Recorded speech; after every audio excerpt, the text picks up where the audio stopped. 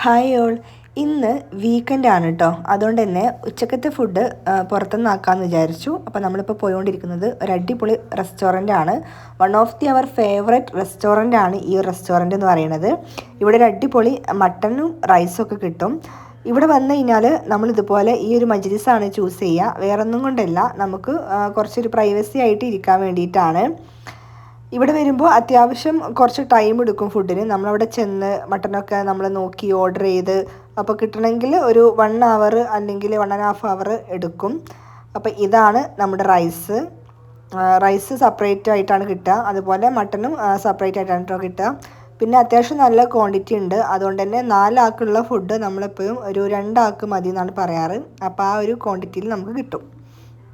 Mutton കാണാൻ വലിയ ലുക്കൊന്നുമില്ല, പക്ഷേ കഴിക്കാൻ നല്ല ടേസ്റ്റാണ് കേട്ടോ ഈ ഒരു മട്ടനും ഈ റൈസും. അതുകൊണ്ട് തന്നെ എത്ര ടൈം ആണെന്നുണ്ടെങ്കിലും നമ്മളത് വെയിറ്റ് ചെയ്യുന്നുള്ളതാണ്.